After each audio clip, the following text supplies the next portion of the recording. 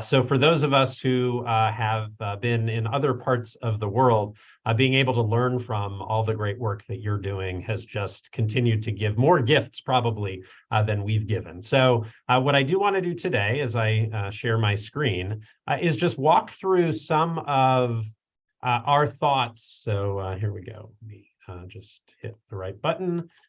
Okay, is walk through some of the thoughts that we've had about the ways in which that we can braid together how well we understand the effectiveness of our interventions, along with how much we can understand about the ways in which they can be optimally delivered so that everybody can possibly benefit. And so this hybrid effectiveness implementation designs lecture is trying just to give folks a sense of what continues to evolve, but what hopefully are a set of approaches that enable us to more efficiently understand both the what it is that we need to implement and then how best we can implement. So yeah, as you can see here, from my perspective at the NIH, and with lots of credit given to folks, particularly Jeff Curran and others within the US, who have helped sharpen our thinking on how best we combine some of these really important questions so that we don't feel like it's taking longer and longer to get to what we ultimately want, which is better health and better healthcare for everybody. So what I'm going to quickly walk through is a little bit, and some of this hopefully will seem quite familiar given the great week that you've already had, but some of the context for why we think about these hybrid trials. I'll give a specific example that I've been involved in within the US, walk through the sort of the different types of hybrids, talk about some of the recent work that we've done, trying to help people think about how to choose among the types. And then what's always exciting and a learning experience for me is whatever questions, whatever things you want to bring up. And of course, I have the benefit from learning from Ijeoma about some of the great work that she's doing with some of our colleagues as well. And so I'm looking forward to that very much. So just to walk through my context for how I think about hybrid designs, we know that research is often assumed to proceed quite linearly, right? We make a discovery, and then hopefully that has some sort of a clinical or a community application. And as you can see, this comes from NIH's way of thinking about discovery research into clinical development. We proceed with hopes that we continue to see benefit as we move from sort of molecular to people. And then hopefully over time, we end up with efficacious and safe interventions that can be of use to all of us across the different areas of health. Now, traditionally, what of course happened is that when we got to the end of this clinical development, we were kind of at a loss. We hoped that implementation would occur, but often we were assuming that it would be a miracle if it worked, and too often it didn't work. So you see the little cartoon where there was a tendency not to be as thoughtful about implementation and sort of leave it to chance. And as the person is pointing to the chalkboard says, maybe we should be a little bit more explicit. Maybe we should do more than just rely on discoveries carrying their own weight, but really think about that whole process. And so, of course, as Jeff Curran and others started to think about the traditional research pipeline about 10 or more years ago, it was again reflecting this linear pathway that we conducted our efficacy trials. Presumably, when we saw that there was some benefit, we moved into effectiveness, and then we moved into implementation research. So that was kind of the general flow. And hopefully we would end up with improvements in the key health outcomes and the community outcomes that we wanted to, right? So the typical idea is that we first have to finish our efficacy trials, and then we conduct and finish our effectiveness research. And only then do we start focusing on implementation. And unfortunately, it leaves it to chance whether there's ultimately going to be an impact in the clinic or in the community, et cetera. So what can we do better than that, right? So what it put a prize on was this idea that consistency matters and that consistency is paramount, meaning that as we develop our intervention, as long as it seems like we get beneficial results in our efficacy trials and in effectiveness, it should basically look the same throughout, that intervention is kind of fixed around some idea of evidence, and then hopefully it gets implemented. Furthermore, the value of consistency, the way that this linear pathway argues, is that no matter where we are, those interventions should generally look the same, right? That we've created and then we sort of fix an intervention, and we hope that it can be taken up in all of the different contexts in which people are working. But of course, the hazard of that is that it doesn't necessarily give the great uptake, the great scale up that we want to see.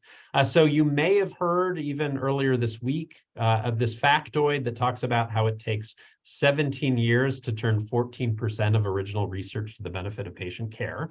And that study that was done now 23 years ago by folks, Baylis and Boren, had actually said that success for those interventions being implemented was only at about a 50% level of uptake, meaning that somebody who potentially could get an evidence-based intervention after 17 years, and only 14% of those, was just as likely to get nothing as they were to get that intervention. We were curious in the cancer space as to whether that time lag, whether that lack of success looked somewhat similar in cancer control. And so we did a study a couple of years ago to look at how long does it take using this linear pathway. And as you can see, the difference isn't that great from what they found 23 years ago, that it roughly across these types of interventions, mammography, tobacco cessation, colorectal cancer screening, co-testing of cervical cancer, and HPV vaccination, takes roughly 15 years on average. So this linear pathway that we've held for a while, that we go efficacy and then effectiveness, and then we think about implementation, doesn't necessarily do as well as we would like it to. And of course, are we okay? Do we need to restart the recording, or? No, we're okay. Oh, go ahead. Okay, great. So of course, one of the things that we confront consistently is that there isn't always that fit between the interventions that we've developed and the settings in which they're going to be used. So here as an example is a cartoon where somebody is selling very cold snow cones in a very cold place.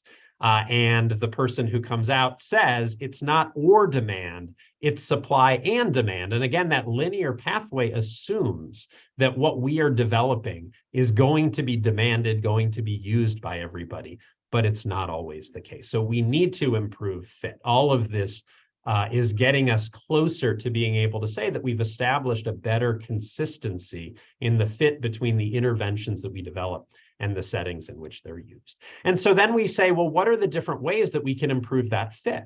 Well, one way, if we just look at our effectiveness trials, is that we can make some decisions about how we design those studies so that they're more pragmatic, so that they're designed at least with an eye toward where they might be implemented, right? So as you look around, this is called the PRACE2 wheel, the Pragmatic Explanatory Continuum Index Summary in its second version. As you look around the wheel, what you can see are the types of questions that we can use in our effectiveness trial to start to think about the larger group that might benefit from this intervention. And can we design even that effectiveness trial in a way that makes it more likely to be relevant, to be useful, et cetera, right? So where we locate our effectiveness trials, what kinds of expertise we assume is needed to deliver the intervention. How do we think about the flexibility or rigidity with which an intervention needs to be, and what the primary outcome is that we want to go after. So basically, we can, as one solution to the fit issue, try to think about how we design our effectiveness trials. And then, of course, the other solution to the fit issue is to think about studying and focusing more on implementation, which I know you've been hard at work in conversations over the last number of days. And so you may have also seen this particular slide before, which comes from, I know Enola was with us, was with you on Monday. It comes from a paper that she led that we participated in 2009 that just said, often when we talk about effectiveness, we're concentrating on the what, the quality improvement or the empirically supported treatment or the evidence-based intervention. But in implementation, it becomes even more important to think about the how. the how we get the different interventions to be taken up. And so really drawing that contrast between our typical effectiveness trial, where we're thinking about the what is the intervention, and we're thinking directly about the health outcomes. We think instead about that middle piece, about the strategies that we can use that are going to make it more likely for those interventions to be acceptable, to be feasible, to be taken up, to be sustained over time. With, of course, the idea that if we improve implementation, then we'll have a benefit to our community and our clinical systems, and then we'll have a benefit at the population level, right? So that's this other way of at least thinking in isolation about fit, is we don't just think about what, we think about how, the kind of core of implementation research, and then ultimately we build out the benefit so that as many people in our populations can do better than they would otherwise. And so again, at the core of that, as you've probably already discussed a lot, are the testing of these different implementation strategies. And thanks to Byron Powell, Tom Waltz, and others, we have a good way of categorizing these different strategies so that we can think about, is it an adaptation or how we tailor to context? Is it about financing, engaging our patients, our families, our communities, our consumers? Is it about changing the broad infrastructure? What are the different things that we want to test? But of course, we're still not necessarily doing things as efficiently as we would like. And so over the last couple of years, we've talked about other ways that we can pick up the pace. So certainly thinking about learning systems, thinking about the meaningful partnerships that you all have developed in clinical and community systems, among research teams, et cetera, and ways that we might be able to innovate how we design our interventions and how we get them to be taken up. And I think we've also been recognizing that we can probably do a better job of looking for steps along this continuum where we might be able to go faster, sort of accelerate progress, some of the things that might be getting in the way, and then really think through, can we design our research, our broad agenda, so that we can more efficiently, more effectively get to a better place for as many people as possible. And so the hybrid designs comes up as this idea of recognizing that even though we're often focusing linearly on developing and testing and then implementing our interventions, there may be some value in considering dissemination and implementation earlier in the process, right? So the earlier focus on these questions of who's ultimately delivering our interventions that are being developed. What is the fit, not just with the population within our trials, but the ultimate population that we're trying to reach with our interventions so that everybody who could benefit does, and ways in which we can more efficiently build in the tests of how we train our interventionists, how we support them, how we understand what needs to be adhered to in terms of manuals and where is their flexibility, and what are some of the factors in our context that are going to either make it easier or get in the way of high quality delivery of those interventions. And what has been expanding greatly, and of course is the topic of our discussion here today, is this idea of hybrid designs so that we are more early, more efficiently, and more effectively thinking about the what and the how together. So a lot of this got underway with this paper in 2012 called Effectiveness, Implementation, Hybrid Designs, combining these elements of clinical effectiveness and implementation research to try and enhance our public health impact. And so I had that previous linear slide up that Jeff had produced as part of this paper, where we go from efficacy to effectiveness and then to implementation. But of course, the hybrid idea is to fit very nicely around these two key stages together so that we're not waiting until we have clear effectiveness results before we start thinking about implementation. And so, why, again, credit to Jeff for helping us think this through. Why hybrid studies? Well, it is around trying to more efficiently go through this process.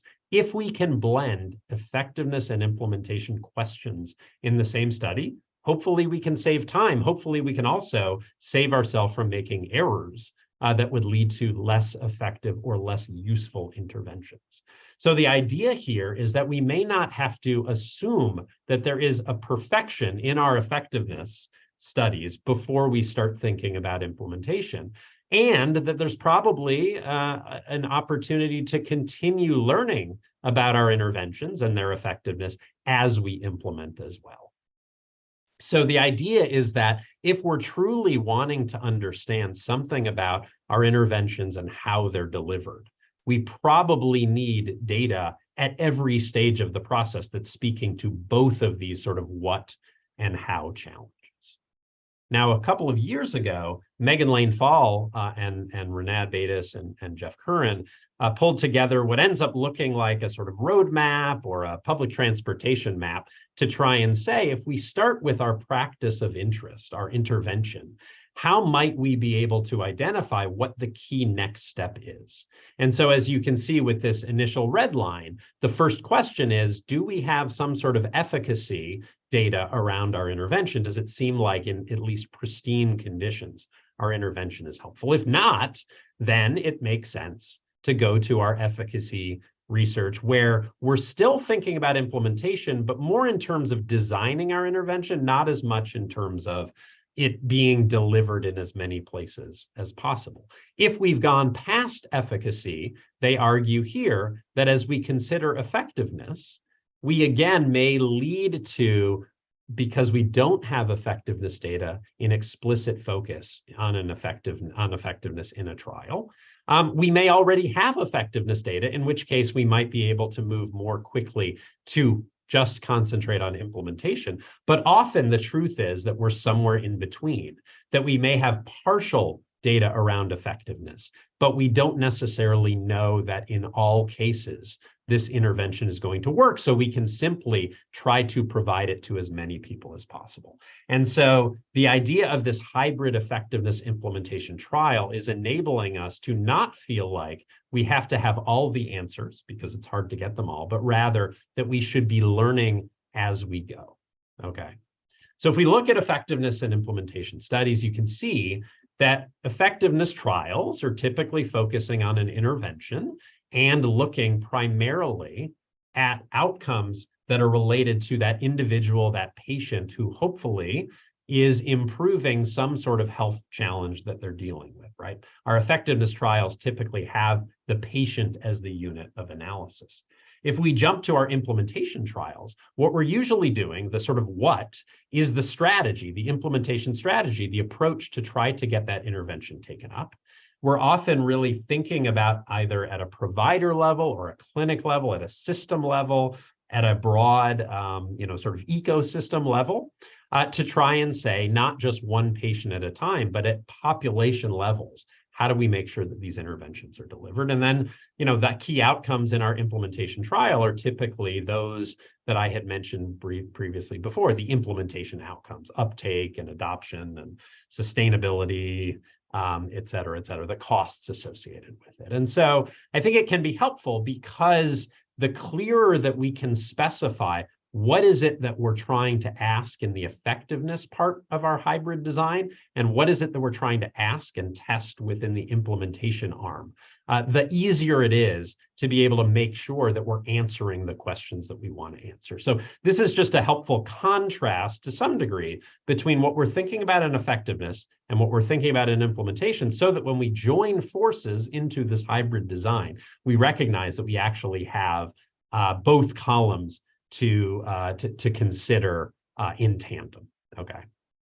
So Jeff did a really nice thing a couple of years ago as well, and just tried to boil down implementation science as simply as one could, and think about the intervention versus the strategy. And so just from his great work, recognizing that intervention or that practice or the innovation, if you just call it the thing that hopefully has some health benefit, that effectiveness trials, the effectiveness research is really saying, does that thing work? Whereas implementation trials are really trying to say, how do we best help people to actually do that thing, to be able to deliver that intervention? That the implementation strategies are the things that we do, the stuff we do, as he says, to help people to do the thing. And then the main things that we're focusing on the implementation side are how much of that thing are we able to do?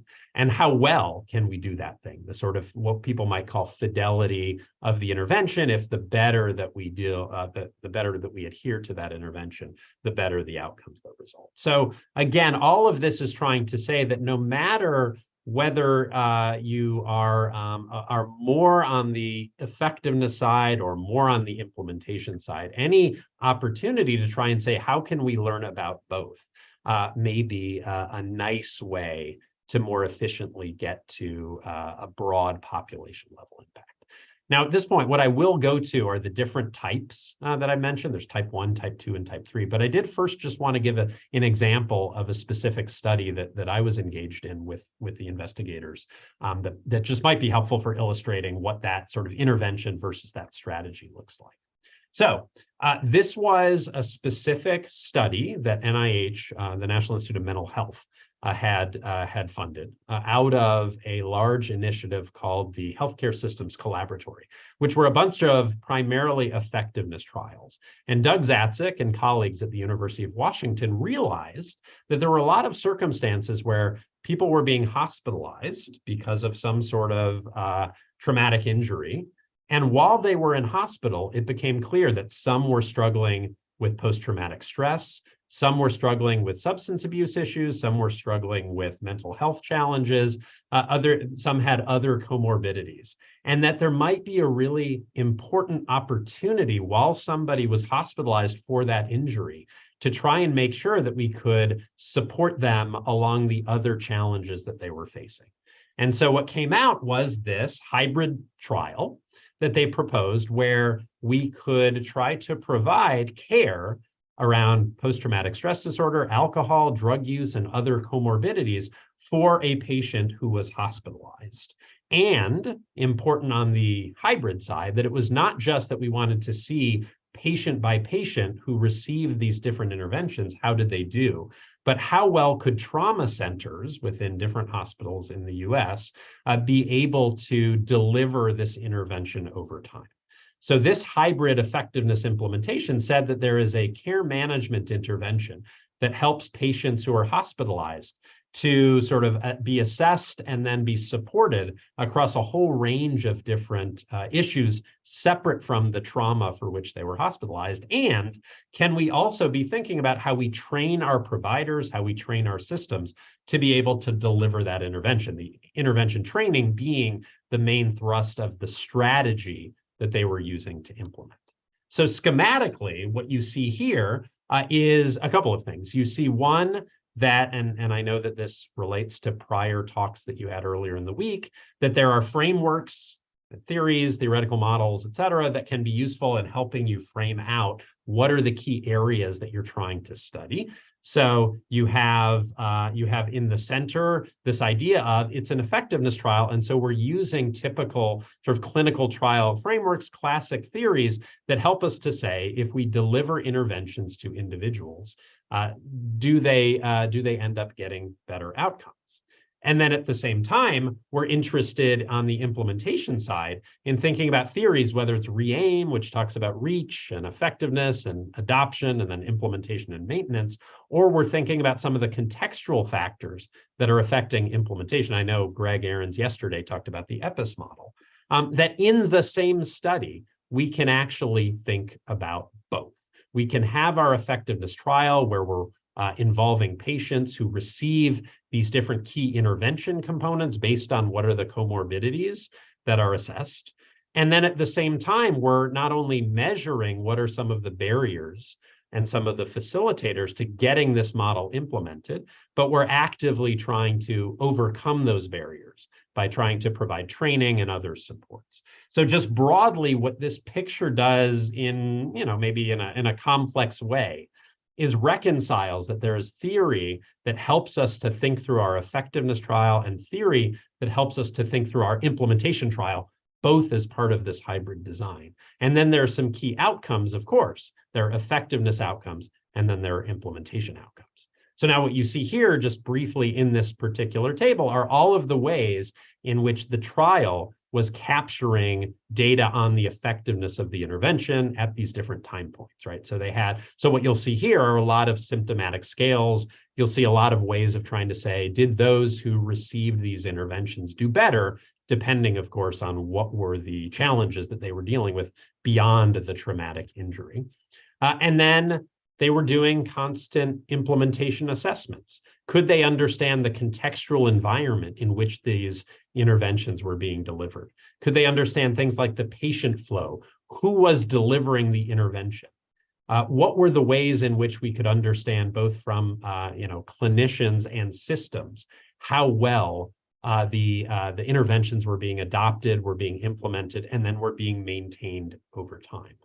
And so what was really cool about this particular study is that not only did they have partnerships with the trauma centers, but they were actually also partnered with a large policy organization that serves to help trauma centers determine what is the care that they all need to provide.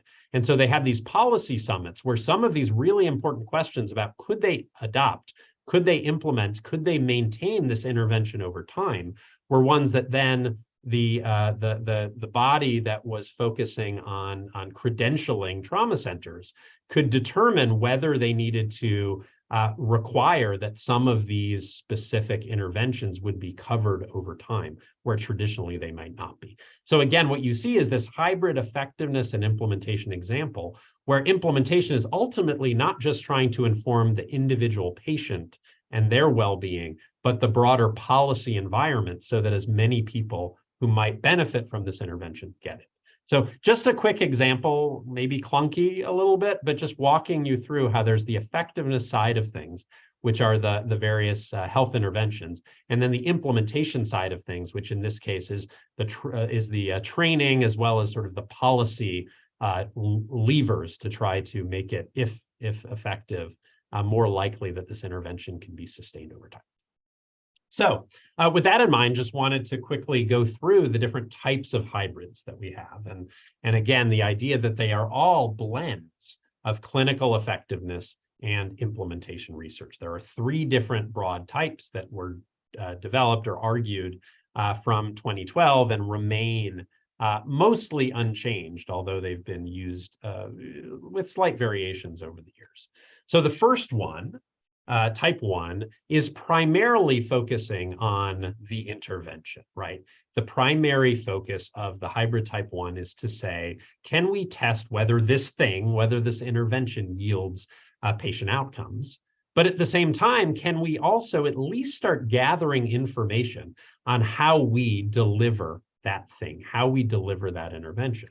And so we define it as testing this thing, simply in Jeff's words, and starting to explore some of the factors related to implementation. Now, you could make an argument that maybe 80% of our efforts, something like that, are more on effectiveness, and maybe there's something like 10 or 20% where we're thinking about implementation. In the past, we used to talk about these things as effectiveness plus. Right, so we didn't have the hybrid words. So we would say it's like doing an effectiveness trial, but we're also doing a few extra things. We're at least describing what happened when we tried to implement this intervention. What were the barriers and facilitators? Are there ways in which we need to adapt this intervention going forward? How do we support people who are delivering this intervention? And so the argument for when we use this kind of type of hybrid is that we might have limited understanding of whether the intervention is effective. And so we may not be ready to scale up or think about how many people could get this intervention. And yet we want to take advantage of an opportunity to explore, how do we think about implementing this intervention if effective? And can we start to plan some of the implementation strategies for the next stage? So it really is more sort of primary effectiveness with some exploration of what implementation may look like. What's great over the last years for anybody who is interested is that not only have there been the outcomes papers from these type 1 trials, as well as type 2 and type 3 published, but we're also seeing more of the protocol papers published, which is really nice. So it does mean that we have this great chance to look at how on the front end people are designing these different type 1 trials. So here, and you'll have the slides to refer to, I'm happy to share, of course. Here are examples of publications that both talk about the outcomes of these kind of trials, but also the protocols, how they were designed from the beginning, which I would think might be useful if you're considering this type of a design. So as we move on to type 2, we're really squarely in the middle, where we recognize that there is this equal opportunity to be thinking about effectiveness and implementation at the same time. And so we're both testing that thing, the effectiveness of that intervention, but we're also looking at an explicit way that we can do or deliver that thing that we can implement. So it ends up being a little bit more of a shared focus on effectiveness and implementation. Is it 50-50? Is it maybe erring a little bit more on the effectiveness side? Is it wildly in one or the other? The key thing is that we are doing some way of testing an approach to the thing, the intervention, and an approach to how we deliver that thing. So it may be that we just have a single strategy that we're using to implement the intervention that we want to test. We want to gather data on it. It may actually be that we have a couple different approaches, a couple of different strategies in mind. And so we want to compare, is it better to train our interventionists in this particular format or that? Do we need to think differently about supporting our interventionists over time? Might we have different financing strategies for being able to deliver the intervention that we want to compare? So usually the idea of setting up a type 2 would say that we have some data around clinical effectiveness, but maybe we don't have enough to say that we know that it works well for everybody, that we have some information about the barriers and the facilitators to implementation. And then we have some momentum where maybe there are groups who are saying, we are ready to try and deliver this intervention, even if we don't know that it works for everybody. And so let's use this opportunity to continue to learn about its effectiveness while we learn about how best to get it implemented. So as we think about some of the considerations for this type, the idea is that there is at least one very explicitly described strategy to implement this intervention that is assumed to be plausible, right? Sometimes we pack a lot into our trials that we might not be able to replicate in real world practice. The idea here with type 2 is that we've thought about what is feasible in an approach to try and get more people to deliver and more people to receive that intervention. That is a clear distinction from type 1. The idea is that we are clearly measuring both whether the intervention is being delivered with some degree of fidelity or quality and the level with which it's getting adopted in different systems. And then I think what ends up happening here as a challenging point is that we're not always very clear about how we define our interventions, that sometimes we actually have some blend of components that are directly related to some health outcome and components that may be more related to the strategy of delivering the intervention. And so one example that Jeff gives is that we may be delivering an intervention over the telephone. And it may be hard to say, is the fact that we're delivering it over the telephone a component of the intervention? Is it about the thing? Or is it the strategy by which we are making available the thing? So it can be a little bit messy. And so it becomes really important for all of us to think very clearly about how do we define our intervention and how do we define the strategy that we're using to implement it. There may not be a perfect answer in all cases, but what we encourage any investigator, any team, any group to do is to say, for the purpose of this study, here's how we're defining the intervention, and here's how we're defining how we get that intervention to be implemented, so that you're clear as to, is this more on the effectiveness side or the implementation side? Similarly, there are a number of different examples that you might want to take advantage of if you're interested in what do these type 2 hybrid trials look like. So protocols have been published across multiple journals. And it's really nice in different search engines where you can simply put in protocol hybrid type 2 effectiveness implementation, and you'll get these and more beyond it. So again, to say these were, you can see by the dates, these were things that 10, maybe 12 years ago didn't exist. but now we have about 10 years of really great work to try and wrestle with these different types of designs or approaches. And so I would definitely encourage people to benefit from it. Okay, now the hybrid type 3, the last one, basically says we have a lot of information about effectiveness. And so our primary focus is on figuring out the best way to get that intervention to be done, to be delivered in as many places where it might be beneficial. But the hybrid part of it says that we're still thinking to some degree on whether the effectiveness that we had previously seen is still going to hold in this new circumstance, in this new population. So you might argue that it's sort of 80%, 20% in the other way, where 80% is focusing on testing the different ways in which we get people to do the thing, to deliver the intervention, and maybe 20% left over to say, can we assess whether patients, whether people who are receiving this intervention are still improving? So it is largely a trial of those implementation strategies.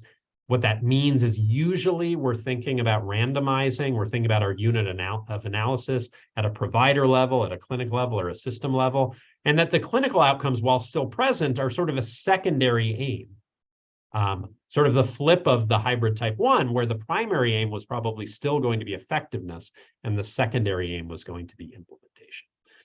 And so basically, the argument for using this kind of a design is to say, well, we may be ready to implement, but it doesn't mean that we have all necessary information toward ensuring that that intervention is still effective. And so we're rolling something out, but we still want to check, is this still effective in this population? We might be interested in whether there is this interaction, as there often is, between how effective an intervention is with how much of it is implemented, right? This idea of exploring that connection between how well we implement and what is the ultimate impact on patients who receive this intervention.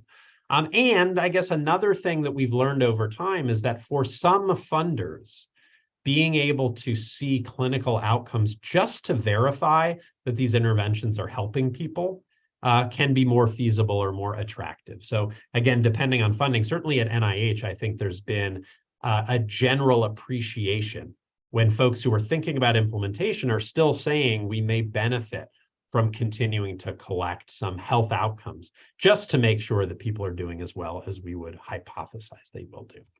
So as we think about type 3, some of the key things that we want to consider in designing these studies, since again, the primary unit of analysis may be a provider or a clinic, a hospital, a system, we need to be thinking about how many different places do we need to engage with in order to launch this kind of a study. There may be different types of study designs that you can use depending on the circumstances within your partnerships, your collaborations. People have used cluster randomized controlled trials or step wedge designs so that you're rolling out the intervention ultimately to everybody, but you're varying the time at which people receive the intervention. There was a paper from now, 6 years ago that Hendricks Brown led that we all participated in that just runs through all of these different design options that you might want to consider. And so definitely good to be thinking about, given the circumstances and the key questions that you have here, what is the study design that I want to use? You also, because the primary focus is on implementation strategies, going in to say, what is the evidence, or at least what is the reason to believe that these implementation strategies that we're selecting are going to be useful, going to be presumed effective. And then important to say, what is the apparatus by which we can collect clinical outcomes if that ends up being, as it does in type 3 designs, a necessary component? So do we have to collect that data as primary data?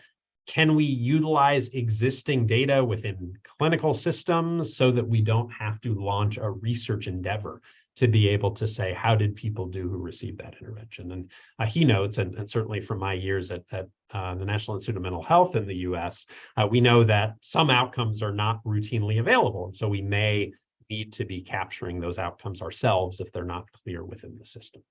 So again, just to say, there's some questions that you might want to ask if you've gone through and decided that the type 3 is where you want to land. Now, 4 years ago, there was a nice revised way of thinking about effectiveness and implementation designs, and thought about at least 7 or so years of exposure to people who were doing these different types. The thoughts that came out of that paper were that maybe hybrid type 1s are less of a special case and can be more routine. People started to ask, are there any circumstances where we shouldn't be at least starting to think about implementation, capturing barriers and facilitators?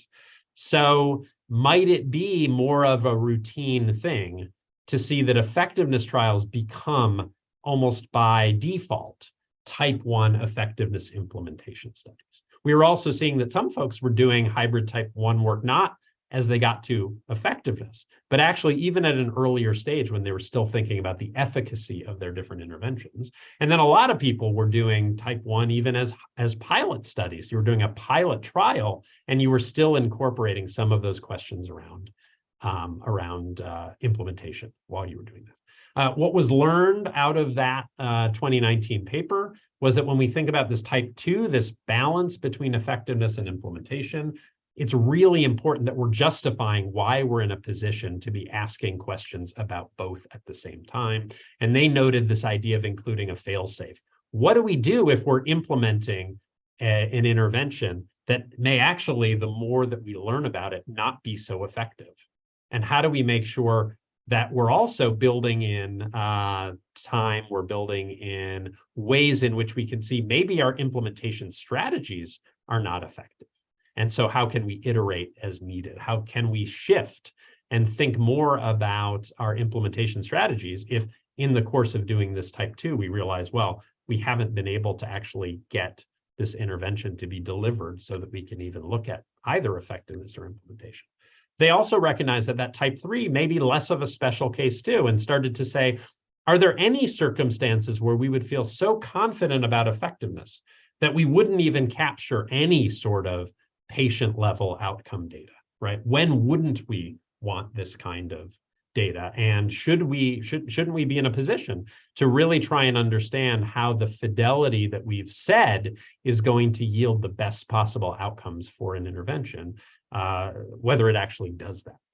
Okay, so again, helpful to say out of these early years of looking at these efforts to do these type 1, type 2, and type 3 trials, where might we land as we say, what's the next step forward? Now, a question popped up that basically said, are we, because often it was talked about as hybrid effectiveness implementation designs. And it's a reasonable question to say, is designs the right word? And so over the last year or so, there's been some good thinking to say, well, is designs, which often relates to, as you can see here, how we select subjects for our study, how we assign them to different conditions, how we're assessing, how does that mesh with what we're really doing, which is considering different types of questions within the same study? And so ultimately, the idea of talking about these as trial designs was seen to be limited because, for one thing, they don't have to be trials. We can do a hybrid design where you're actually studying the rollout of an intervention. You have an implementation strategy and you're looking at effectiveness, but it may technically not be a trial whatsoever. And so the decision was made to move toward hybrid studies, that within these studies, we have these different aims, these different questions, and each aim may require a particular design to go along with it. Okay, so now moving to most recent, a paper that we wrote, not the 7-year point, but reflecting on 10 years of this. And so I had the great opportunity to work with these wonderful colleagues that you can see here in thinking about reflections. And what we wanted to do here toward that last bit of sort of aim for the talk that I mentioned here is help people to think through what are additional questions that you might want to ask if you're saying, I'm considering a hybrid design, but I'm not quite sure whether it's type 1, type 2, or type 3. And so these reflections, this paper that came out in December, was trying to say, are there key anchored questions that we might want to ask in all cases that will yield some sense of, are we more on effectiveness? Are we more on implementation? Are we more on some combination? Or frankly, do we not have to do a hybrid whatsoever? Because not all trials have to be a hybrid design, even though we're seeing more and more and more of them. Okay, so these are the questions that we settled on to try and help people think about which hybrid. First question, what is the nature of the effectiveness data? How much do we know about the intervention that we are interested in including? So if it's very or moderately strong and we don't see that there's a need to adapt much, then that seems to be a strong indication that we might either go more directly to type 3 or at least type 2, depending on how much adaptation. If we're missing results, if we really don't have strong effectiveness data, it makes more sense to think about type 1 and then maybe type 2, depending on actually how strong what we have is. Okay. Second question, how much do we expect that this thing will be, the intervention will need to be adapted, and for whom or in what circumstances? If we think that it may require, if anything, a little adaptation, that we probably can move more into the type 2 or type 3 realm, where we're clearly including adaptation as part of the way in which this intervention is being implemented. So you can think about a managed adaptation process as one of the key implementation strategies that you're using. So maybe that becomes an aim for your study. How do we adapt this intervention based on data that we've gathered in partnership with these folks? If we expect that there will need to be a lot of adaptation and we don't know how well the intervention will do, then we actually may need to focus primarily on effectiveness, if that's a type 1 or to some degree a type 2 study, where we're piloting but not really trying to roll out the implementation effort. So second question that might be really helpful. A third question on the implementation side, how much do we already know about barriers, about facilitators, what we would call as the determinants of implementation in the settings in which we're working? So if we don't know much about the context, if we don't know much about the approach that we think will work to implement an intervention, it probably makes more sense to make sure that we're getting our effectiveness data that we need while starting to explore implementation. That's the type 1. Now, if on the other hand, we have strong effectiveness data and we have enough background information about how we're testing a new implementation strategy or a package of those strategies, then we're more in the type 2 or type 3. Final question, how ready are we to evaluate the implementation strategy, right? So that previous question was, how much do we know about context toward trying to develop an implementation strategy? This one is really saying, do we actually have a strategy that we believe may be helpful in getting this intervention to be implemented, or a package of strategies alongside our intervention? So if we don't have that, if we're not ready to evaluate that implementation strategy, that it may be still, again, important to start with more of the type 1, where we're collecting information on the kinds of factors that are affecting implementation so that we can develop strategies. If we are ready and we need to focus on effectiveness of the intervention simultaneously, that's exactly what the type 2 is intended to be. And if we're ready and we've already got a fair amount of good effectiveness data and we don't need to adapt a lot, then that's where the type 3 comes in. So again, I know this has been a lot to sort of digest. The good thing is there are these key anchored papers, the 2012 paper, the 2019 paper, and then this 10-year reflection paper that is saying a lot of the same things I have for your reference. And the great thing is that we get now, after a few questions, to be able to learn from Ijeoma some of the great work that she's engaged in. So with that, I am going to stop sharing my screen. I think we are going to take a few key questions. So I'll turn it back to Tanya. All right. Thank you, David. Thank you so much. Like you said, it's really packed. Designs made easy. For now, there are no questions on the Q&A. Allow Dr. Tanya Ijeoma to go ahead and share her presentation. Yeah. So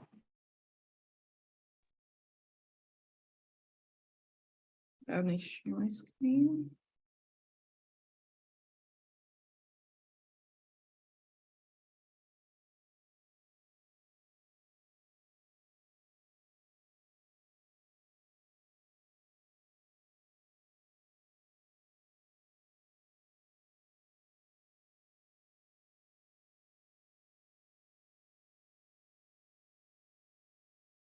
Can you see my screen? Yes, we can. Okay. Good morning, good afternoon, everyone. I'm glad to be here to talk about hybrid designs. And thank you, David, for the very informative and engaging presentation where you gave an overview of this hybrid studies. Right now, the time is to use study rather than design, but it's really been a very good framework, very good approach to use. And I'm here to share some of the examples of our use of this hybrid effectiveness implementation approaches in Nigeria. So the first example I'm going to give is what we call the baby shower trial. So I'll give a bit of a background of why we implemented this trial. As at the time when this intervention was designed, Nigeria was one of the highest contributors to the mother-to-child transmission of HIV. And so the problem was we knew there was evidence that showed that there were interventions to prevent mother-to-child transmission of HIV. If women were tested and found to be HIV infected, then they would be placed on antiretroviral therapy, and this will reduce their viral load, virally suppress them, and prevent the transmission to their infants, right? But then this was not the case in Nigeria. And so the problem was why? And so one of the things that we found was that in Nigeria, the testing for HIV was done in health facilities. And so pregnant women needed to go to health facilities for their antenatal care services so that they would get tested for HIV. But then in Nigeria, just about a third of pregnant women go to health facility for antenatal services. So we then had to think about what we could do to make sure that these pregnant women got tested. If they were not going to the health facility, what else can we do? So an intervention was designed where we could test them in a community somewhere that we know that we will meet them. And so in this case, this was implemented in Southeast Nigeria and implemented in churches where we knew that at least 90% of these pregnant women will go to a church at least once a week. So for this trial, we used a hybrid type 2 design where we were testing the intervention, which included health education and on-site laboratory testing, and also looking at the implementation, gathering data and testing implementation strategies at the same time. So this was implemented in 40 churches in Enugu State, Nigeria. And it involved,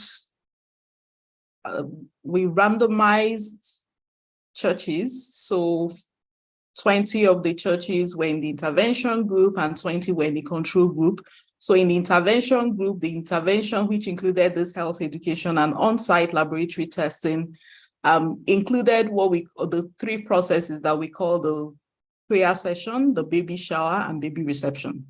So in the prayer session, the priest will call out the pregnant woman and her male partner, pray for them and tell them that there was this program that was available for them to attend.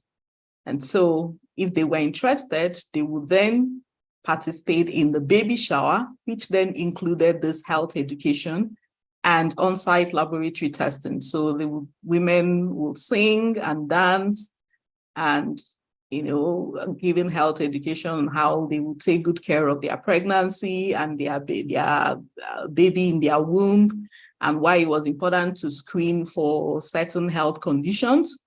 And then they were offered screening for HIV and some other diseases, included malaria, hemoglobin testing. So we used an integrated testing approach so that we did not need to have the problem of stigma associated with HIV testing. And so the tests were provided to them, and then people who were tested positive were referred to a health facility. And then at 6 weeks post-delivery, they were followed up with what we call the baby reception, so that we could find out what the outcomes of their infants were. So this was in the intervention site. But then in the control sites, the baby shower program will go on everything apart from the on-site laboratory testing. So there we would tell them the importance and then refer them to the health facility to get tested. So at the end of this project, 92% of the pregnant women in the intervention sites got tested for HIV, while only 55% of the women in the control sites got tested. So this one evidence-based intervention of the year in 2015 and was published in Lancet Global Health. But the good thing about using this design, which is the focus here, is that we were able to, within a space of 2 years, so instead of the usual multiple years before we could get the evidence into practice, we were able to get this into practice in 2 years or less.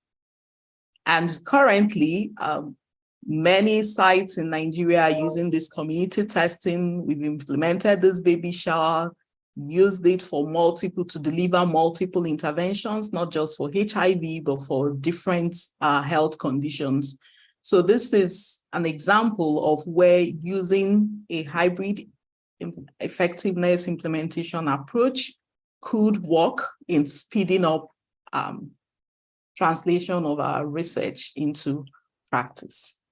Okay, so the second example that I would like to give is another example in Benue.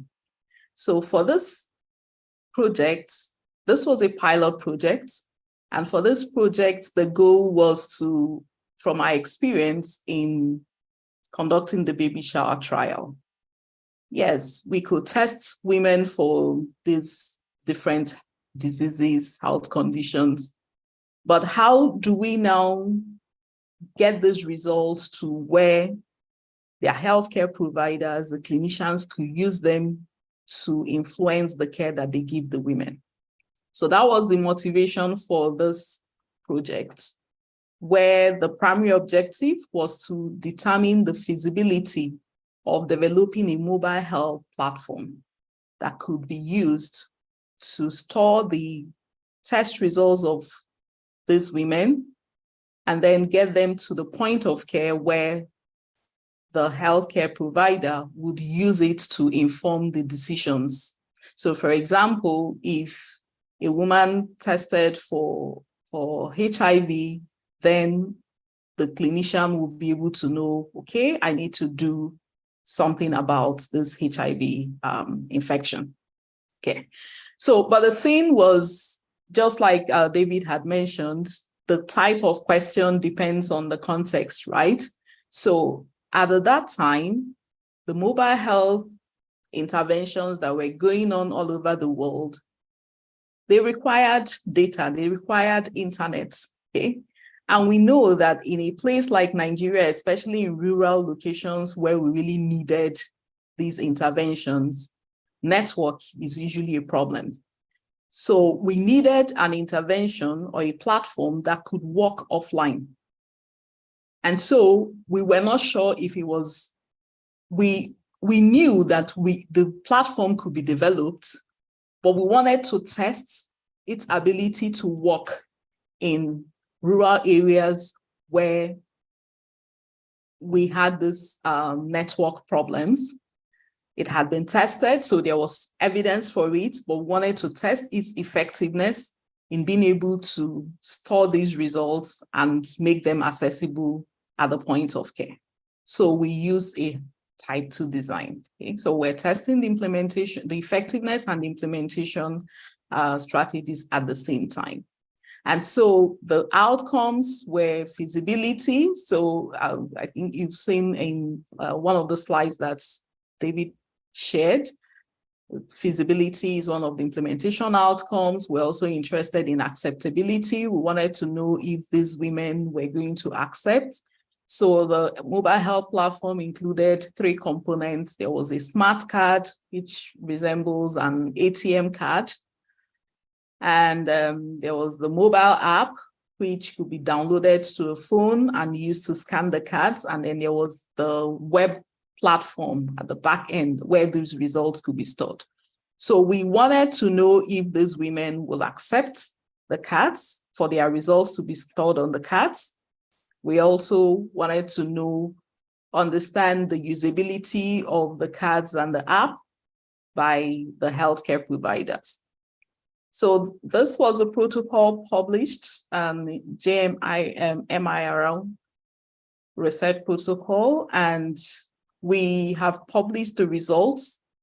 So the results showed that we were able to make this work. This was able to work, okay. We used 200 women in each of the arms, and we were able to successfully develop, deploy, and implement and store these results, and they were able to be read at the point of care. So that's published here. And still, because we used a hybrid design, right, it was also able to scale this up, because within a year in less than a year actually of completing this, we scaled it up to more than 8,000 women. We started with 300, 400. We scaled up to more than 8,000 women. We've published the results of the different outcomes that have come out of using the smart cards and the mobile app. And then currently in Nigeria, a lot of the HIV programs are using this mHealth platform. Okay. So this has been scaled up to more than 100,000 people using it. And it's not being used just for HIV. We've also used it for childhood malnutrition and even for other health conditions. So this is another example of how using a hybrid effectiveness implementation approach can speed up the research continuum.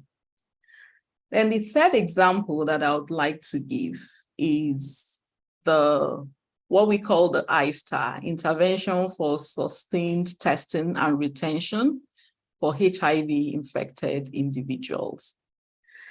This ISTAR project came up also from our experience with the baby shower trial.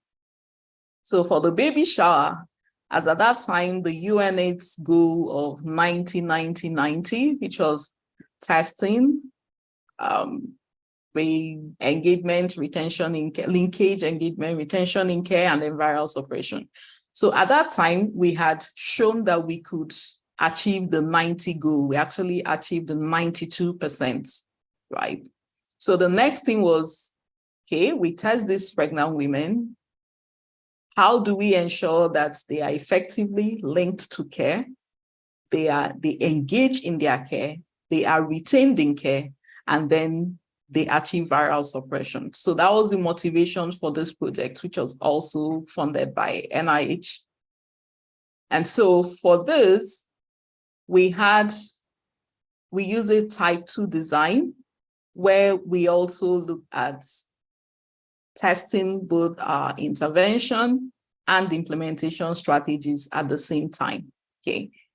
So we had an intervention which included use of community health teams. We call them community health teams, which included the clergy, some the community members identified in the churches, because this was implemented in the churches, just like the baby shower trial. And so in the intervention sites, we had this package where women were also tested for HIV infection, not just the women, but also their male partners. And then they were linked to health facility where they could receive care. So this was the primary aim. The target for this project was women who were HIV infected but were not yet in care. Okay, so we linked them to health facilities using the community health facility network of those community health teams. So the community health teams included people we call the community health advisors. So they would test and then discuss with the woman, make sure that she gets to the health facility where she would receive the care, follow the women up to make sure that they retained in care. So there was this relationship between the health facility and the community. And the primary aim was now to ensure that these women were virally suppressed. But in the control group, the women were tested and then they were referred to the health facility. So that community health team network with the health facility was not in place in the control sites. So our health outcomes in this case were linkage to care engagement, retention, and viral suppression. This study was guided by the EPIS framework, which you listened to yesterday. Greg Irons was here to talk about it.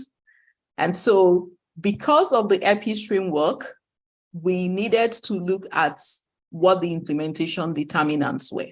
So it was important to see how the implementation determinants influenced the implementation outcomes to then affect the health outcomes. So we were interested in implementation leadership since we use the clergy and the church leaders. We're interested in the implementation climate, attitudes towards evidence-based practice, and implementation citizenship behavior.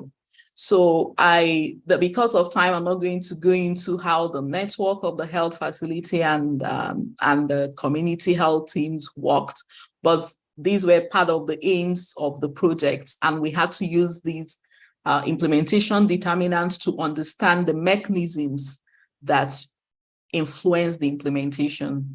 And then our implementation outcomes were fidelity and sustainment. So in delivering the baby shower, remember the baby shower trial happened in Enugu, which was a different state, a different context. And then this was moved to a different context, a different location. We wanted to test that the fidelity of the intervention remained the way it was meant, it was delivered as intended. And we also were interested in learning about the sustainment of the intervention. So this was another example of how we were able to use this hybrid effectiveness implementation design. And then in Benue, we actually worked in 80 sites, okay, 80 sites, and we're able to screen more than 10,000 pregnant women and their male partners. And we've published lots of articles on our findings from that project. And so lastly, I'm going to talk about an NIH-funded project that we are currently implementing. So we call it ACCESS, Accelerating Cervical Cancer, Accelerating Cervical Cancer Screening and Testing, Cervical Cancer Prevention through integration of screen and treat services. So the goal of this project is to test two sets of implementation strategies for integrating cervical cancer screen and treat interventions into existing HIV programs among women living with HIV in Nigeria.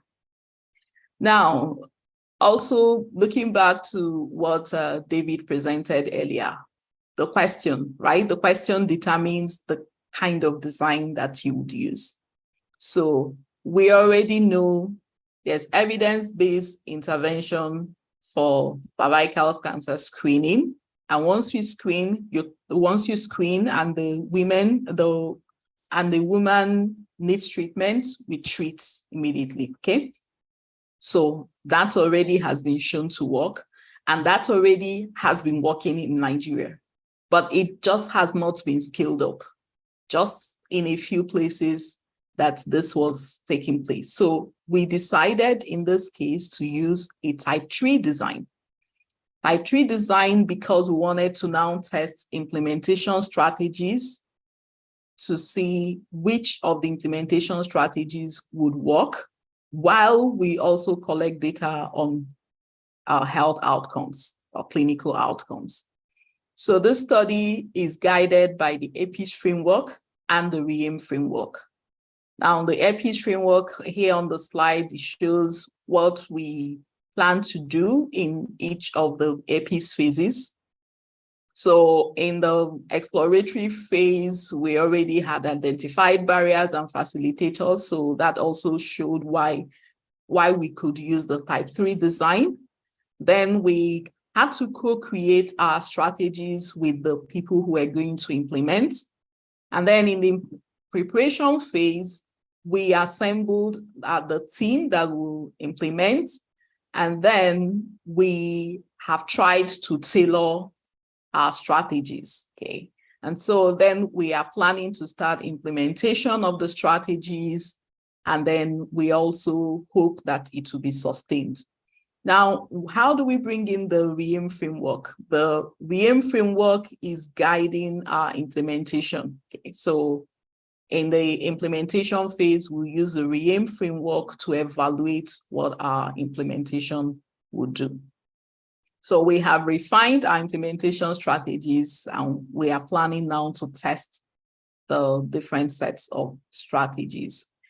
So here we are implementing this in the 6 regions of Nigeria, 2 sites in each of the 6 regions. The sites are highlighted with the red stars. And these are implementation outcomes.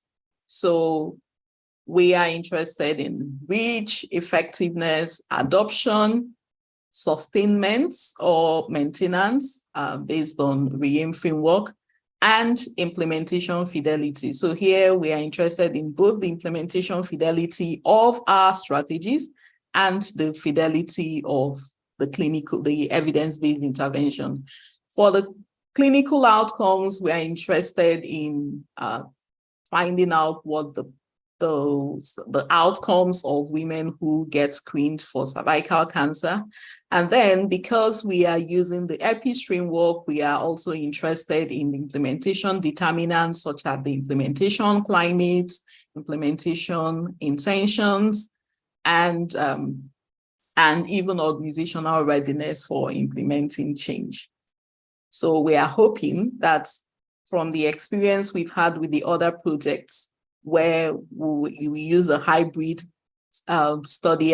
hybrid approaches, and we're able to quickly speed up the uptake and use of the evidence-based interventions, we are hoping that by the time we are done with this project, we would also have sped up the use of cervical cancer screening and treatment services into HIV existing programs.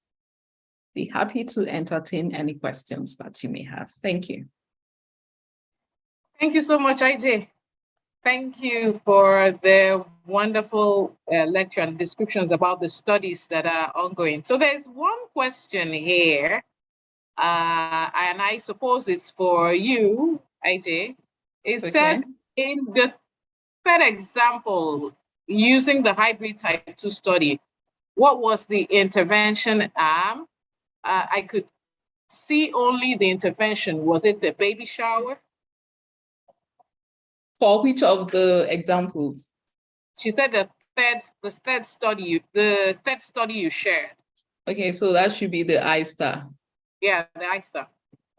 Yeah, so for the ISTAR, the intervention was actually the network. It was a network intervention. So the baby shower was used to identify the participants, right? Because it was implemented in both the intervention and control sites. What the different thing here was now that network. The network, it's a complex, relatively complex, but not complex, but simple network of community health team and the facility. So using the people in the community health advisors, linking them up to the healthcare providers in the facilities with that communication between the facility and the community. So if a woman is identified, referred to the facility, then there's a follow-up with the facility to make sure that the woman gets attended to and then followed up again back to the community. So that was the intervention. I don't know if that answers the question. I believe it should. So there's a second question that says, apart from the results of testing from the intervention and the control groups in the baby shower program, were there other health outcomes observed in the two groups? So I would say the aim of the project was to test whether our intervention would improve HIV testing. Okay, so that was the primary outcome. But then there were other things that were there because we've published different papers for malaria, for example, for hemoglobin, being able to identify people who had a sickle cell disease, being able to also from the baby shower. Yeah, I hope I'm not mixing it. Yeah. So from the baby shower, we had the malaria testing, we had the anemia. So that's also we published. So identifying women who have anemia and then referring them, telling them what to do. So those are, but they're not the main outcomes of the study. The main outcome was HIV testing. Okay. Okay. David, do you want to say a few words while we wait for some people who are typing in the chat? Sure. Yeah. So one thing, and I know it went quickly is at least certainly you got a couple of examples of NIH supported work, which is awesome. But I'll speak for myself. So anyone who down the road, if you have questions about these things, and whether you're interested in NIH funding or not, I would just always say, feel free to get in touch. I did send Tanya my slides, which she can make available to everybody. And on the last slide, you'll see email and phone, and would be very happy to engage. I know that there's a lot. I mean, I think just Idioma's last her presentation gives such awesome examples, and I know that she only had a chance to give a little bit on each, and so I know you can learn so much from these existing examples. But please do feel like you don't have to figure all of this stuff out yourself. So to whatever degree that we can be helpful going forward, I mean, that's certainly my aim and what I get excited about. So I don't know if that helps as we yeah. Okay. Okay, there's a question for you now, David. She says, how did you achieve better results by facilitating simultaneous testing and piloting of implementation strategies while conducting an effectiveness trial using the hybrid type 2 design? Yeah, so I think that the trend or the idea behind it is really around learning as much as we can from what in many cases we're doing already, right? So the idea of the hybrid type 1 and type 2 is that most of our effectiveness trials anyway are at least thinking about some way that we need to implement the study or implement the intervention within the context of the trial. But we're not usually systematically learning from that. So I think the better results come from being able to say, as opposed to, we hoped or we think that this particular strategy ended up working, whatever it was we did. to be able to say more explicitly, here is what our strategy is, and to to EJ's point, here are the outcomes that will determine whether that strategy was not only helpful in this trial, but would be helpful if we're in a position to try and roll out this intervention more broadly. So that's really the idea of the type 2, is that it's giving us a chance to more explicitly say, here is how we expect to be able to implement this intervention. Let's start testing that even while we're still capturing more information about effectiveness. So I think when it's worked well, so in the case of Doug Zatzik's example that I quickly went through around PTSD and people who were hospitalized, they were able to capture data on, was the model for training providers effective? Did they need to modify it if they needed to scale it up to other clinicians, to other hospitals? They similarly were able to say, was the policy that they were trying to craft that would say that within this broad set of guidelines that all trauma centers need to be able to follow, were they able to use that lever with the idea that if everybody has a mandated policy, that all of those interventions will be delivered? They found that their approach to the policy didn't get as far as they wanted to, so they couldn't rely on that one route. So that was a way in which they didn't wait until the end, but we're already thinking about how do we get this going. Hopefully that's somewhat helpful. Okay, so there are more questions coming. So this is also for you, David. It says in the Curran paper, implementation intervention was described as a single intervention to differentiate it from the implementation strategy that's multiple interventions. Does that still stand? So you can I think if I'm understanding correctly, you can test a bundle of interventions in the same way that so we've had effectiveness trials that will say that they are looking at a bundle of interventions, just as you have people who might be thinking not just of one implementation strategy, but a bundle of different implementation strategies. So a hybrid doesn't necessarily say that you have only one of one and only one of the other. It's open to say whatever you might be determining the effectiveness of, and whatever you might be using to try and use as an implementation approach. It can be singular or it can be multiple. Okay. So there's another question that says, thank you so much. Both presentations were very meaningful. The question is, are there practical tools or guides to help make the implementation strategy? So I think maybe, because I was saying, the presentations are very rich. There's a lot of information. Is there anything like an implementation science for dummies? So there are a lot of resources for folks. I maybe for people at all levels of exposure to implementation science. Specifically on the strategies, I very quickly reference Byron Powell and several others have a few papers that do a really nice job of laying out all of the different implementation strategies that people had come up with, and they're categorized into these different buckets, I guess. So that to me would be a really nice starting point if your question is, how do we start thinking about an implementation strategy? And certainly, from colleagues who have funded work who are testing those implementation strategies, that's another one. But yeah, I might start with Byron Powell and others, because they've done a really nice job, not only of specifying the different kinds of strategies, but even writing some follow-up papers that help you think through, how do I select an implementation strategy? Yeah. Okay. So there's also another question for you that says, what do we call a study that's purely D&I focused and no clinical outcomes at all?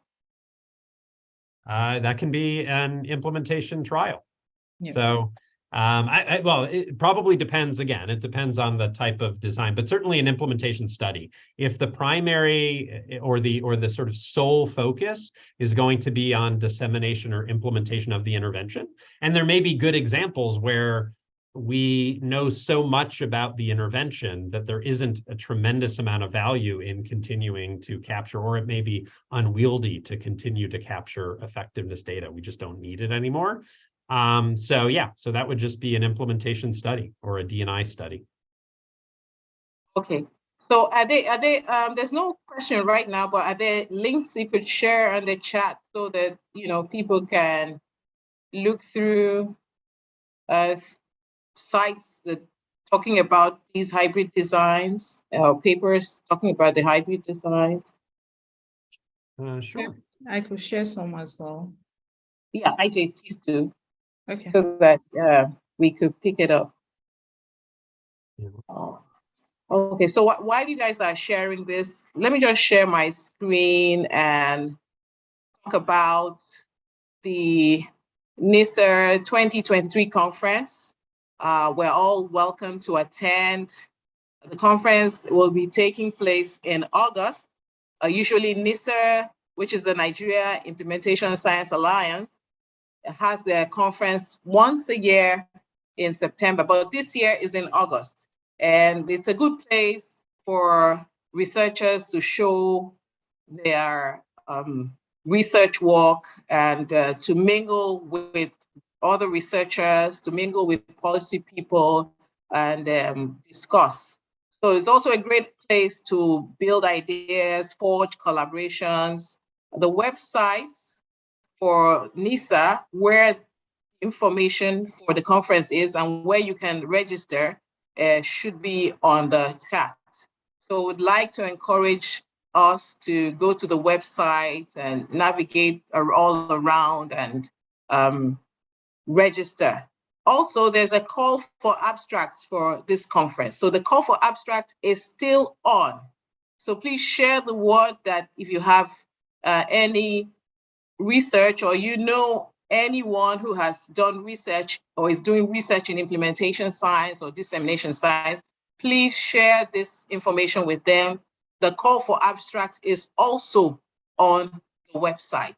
The call for abstract is also on the website. So I'm just going to share the website with everyone now, so you can go there and you would find it. So thank you so much. I don't see any other questions in the Q&A or the chat. Yeah.